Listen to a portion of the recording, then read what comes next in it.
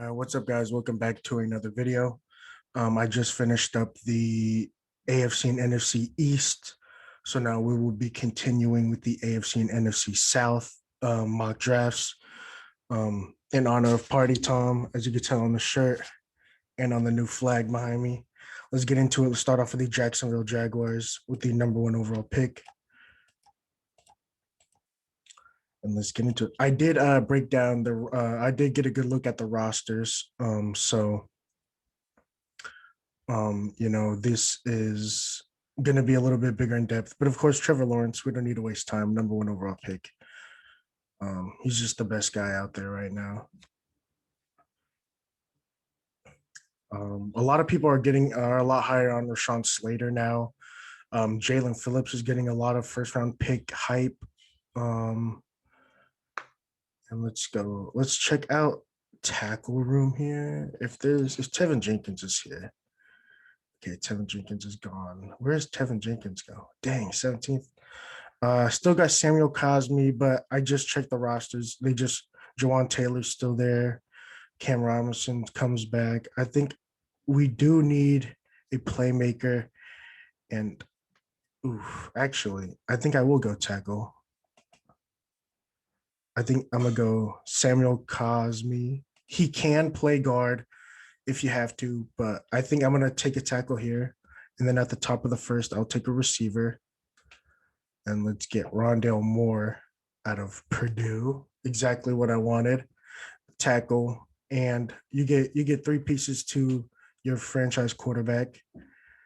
Now let's check DB, Kelvin Joseph, Asante Samuel. Let's check safety. Javon Holland's still sitting there. Let's check tight end, Freiermuth.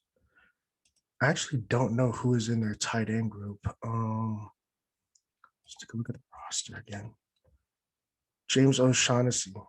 Okay, we are gonna take a tight end here.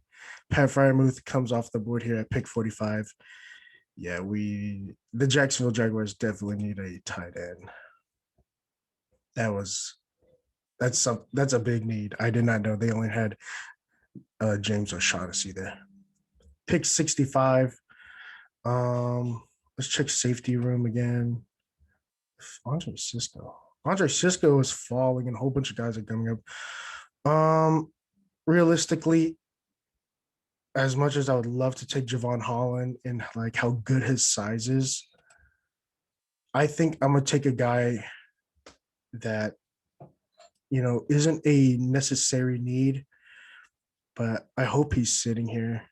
I'm gonna take Benjamin St-Juste, a big corner out of Minnesota. A little bit of a reach considering that he's a 96th overall projected pick, while guys like Adebo, Griffin, and Campbell and Melifon were up here. I think that realistically he would be gone around this time, late 3rd round. So I think I'm going to take Benjamin St-Juste here, just a big corner. That was actually to start the second. Whoops, excuse me. I thought we were in the 3rd. Benjamin St-Juste. So I went quarterback, tackle, receiver, tight end, corner. Let's go pass rusher. Hamilcar Rashid Jr. out of Oregon State. That's no doubt. And then let's check out safety room because I know I could get a good safety at my next pick. Cisco's still sitting. He's going to be gone in a second. Oh, here's my guy, Andre Cisco, sitting. They just signed Josh Jones, who had a really good year, re-signed him.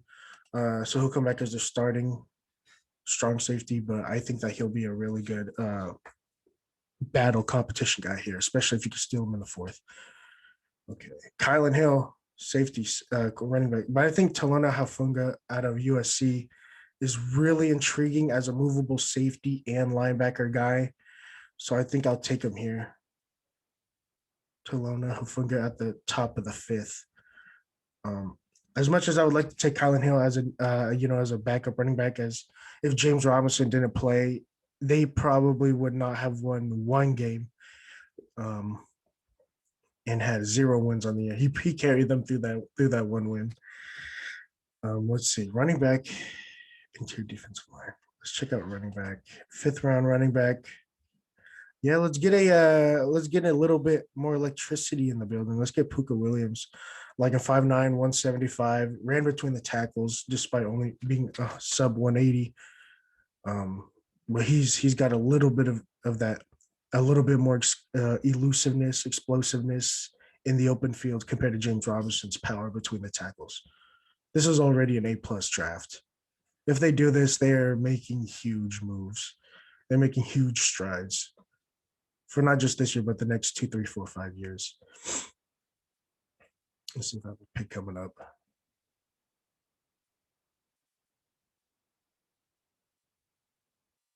This is actually a pretty fast draft. They had a lot of picks, but I got through a lot of them pretty fast. I think this is my last one. Pick 249.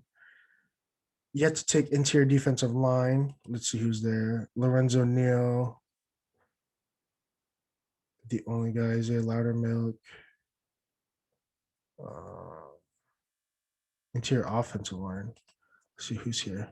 Kerstetter. Navon Donaldson. Let's check out receiver. Let's see if anyone else gets here. Jalen Darden. Oh my goodness. Sage Surratt. Some of these guys are really falling now. I think I'll take. I think I'm gonna take Tamorian Terry, another big receiver, huge dude. Keep him in the state as well, and that's gonna end our draft. And let's check our user picks. We had 1, 2, 3, 4, 5, 6, 7, 8, 9, 10 picks in this draft. Not the most picks we've seen so far, but quite a lot.